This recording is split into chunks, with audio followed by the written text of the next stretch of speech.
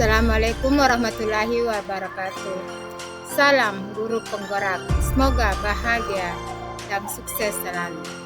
Perkenalkan, nama saya Marina ST dari UPT SMPN 1 Bangkala, CGP Angkatan 10 Kabupaten Jeneponto tahun 2024. Modul 11. Refleksi Filosofi Pendidikan Nasional Ki Hajar Dewantara.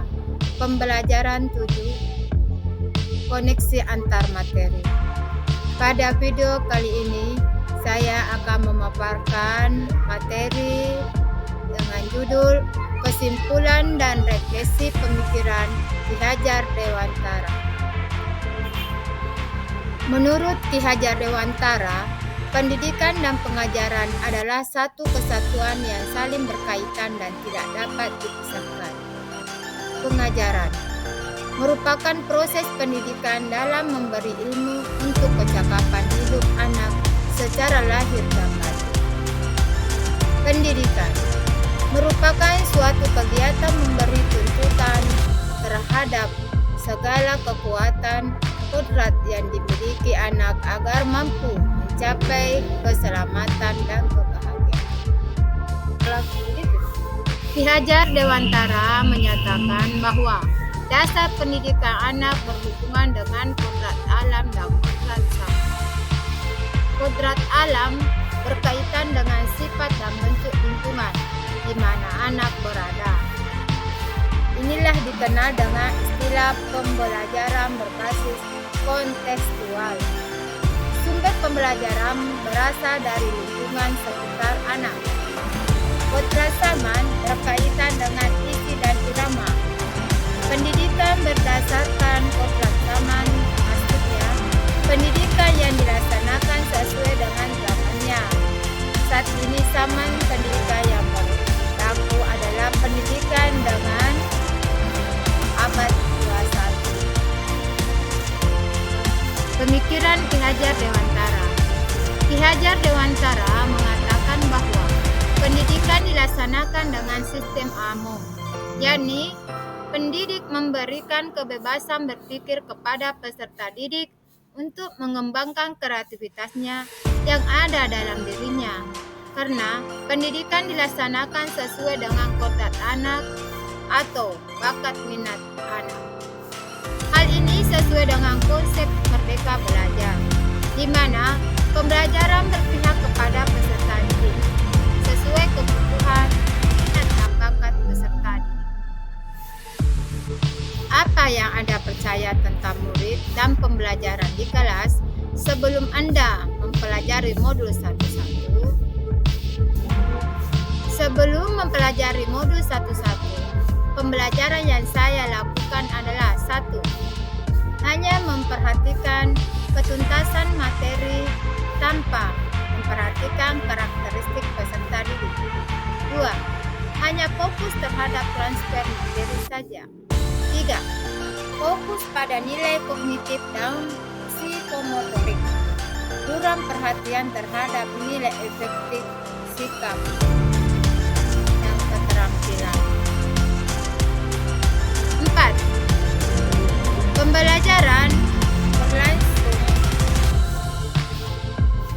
monoton, kurang melibatkan siswa dalam pembelajaran. 5. Tidak merefleksi apakah peserta didik sudah paham materi atau belum. 6. Sering merasa gagal jika banyak peserta didik yang tidak tuntas pembelajarannya tanpa mencari apa permasalahannya dan solusi.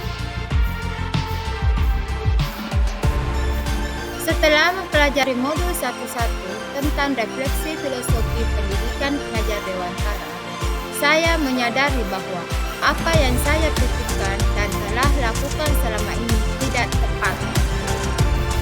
Apa yang berubah dari pemikiran atau perilaku Anda setelah mempelajari modul ini? Setelah mempelajari modul 11, saya menyadari 1. Mempelajari dan memahami karakteristik peserta didik dengan menjalin komunikasi yang baik dengan peserta didik. 2. Guru sebagai fasilitator pembelajaran.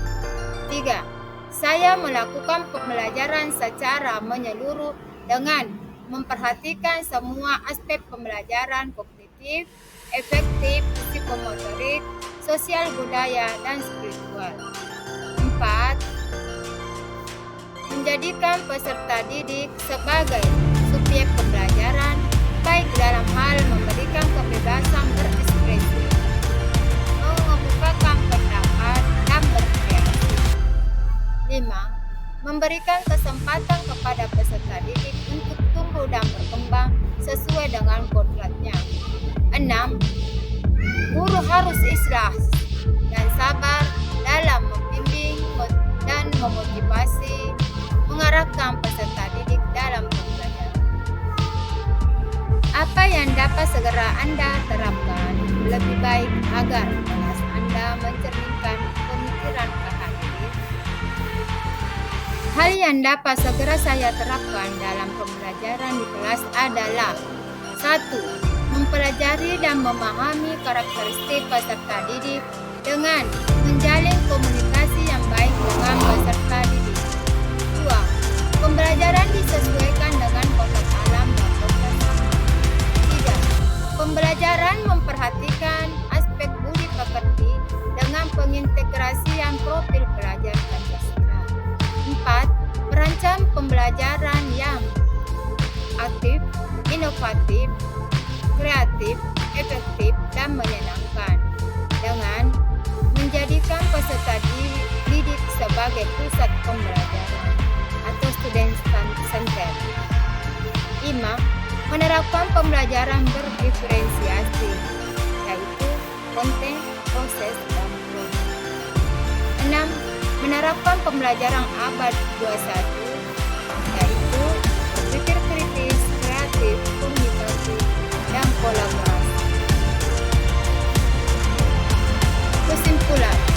1. Pendidikan adalah menuntun peserta didik sesuai kodrat alam, zaman, dan konteks. 2. Pendidikan bukan hanya mentransfer ilmu akademis, tetapi perlu menanamkan budi pekerti. 3. Pendidikan sejatinya adalah berhamba kepada peserta. Semoga pemaparan saya bermanfaat. Saya akhiri, wabillahi taufiq wal hidayah. Wassalamualaikum warahmatullahi wabarakatuh.